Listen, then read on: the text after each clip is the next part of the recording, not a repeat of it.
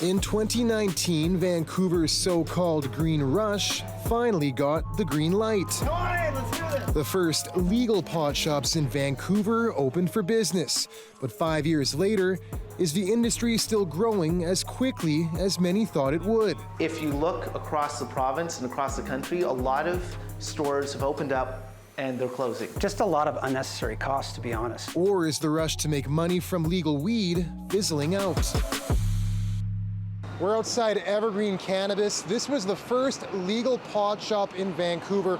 We're going to talk with owner Mike Babins to see how he's doing 5 years later. Sit. Yeah, you want to shake your paw? Good boy. I love you so much. Yeah. How was it when you first opened, and how does that maybe compare 5 years down the road here? There was a lineup down the street. I was very excited about that because it was the first time we had to get a velvet rope to hold the crowd back, and I just felt the significance of the velvet rope as a big deal to me. Come on in, let's do this. It was a fun day. It was kind of a stressful day. It was our first time selling prepackaged cannabis. What does the landscape sort of look like? Even just in this neighborhood, are you up against other stores now? You know what Starbucks used to do, where they'd open up as many stores as they can around the independents and just kind of force them out? We're dealing with that right now. There are more private stores, and there are ones close to us, and they all happen to be chains with deep pockets and deals with their producers to help have, really, really good pricing and stuff. And we don't make deals like that, so we just have to do the best we can. So we keep our prices low, but it also means our markup is low. We're really, really lucky that we have such loyal customers who just like us, and they like the fact that we only have the craft bud and none of the big bud. If you look across the province and across the country, a lot of stores have opened up and they're closing.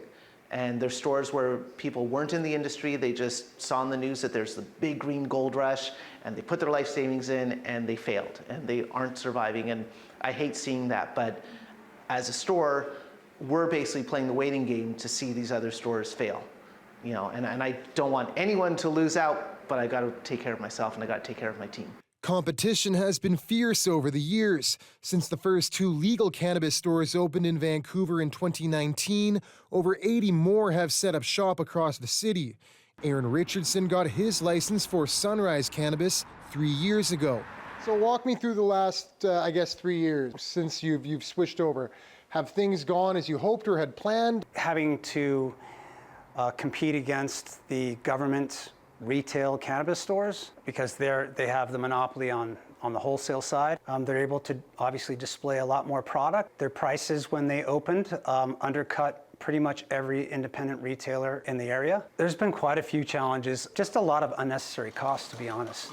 There has been some hope because the government introduced a direct delivery program where we could buy directly from the producer, from the farmer, and have them ship it directly to us. But it's been largely a failed policy because there's been no financial incentive to take it on. He says under that program, retailers pay the same 15% markup as they would when buying from government warehouses. And so to engage with each other, a local retailer with a local producer, it costs us more to do that than it is to buy from the government monopoly.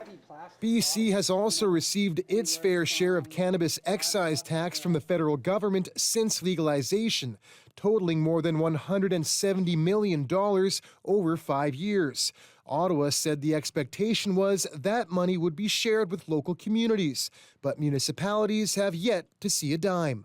In terms of how much it costs the city to regulate and license, what are the costs maybe being incurred at the municipal level? We actually charge more for a cannabis business license than a typical business license, so I think there is a recuperation there.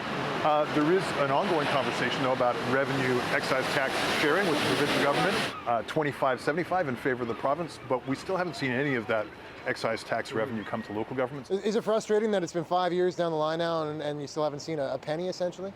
I'd say it's a constant refrain at the Union of BC Municipalities. Every year it comes up as resolutions, and every year we hear from local governments across British Columbia who are really frustrated with the rollout of that revenue tax. Any sense of how much money City of Vancouver could be missing out on at this point?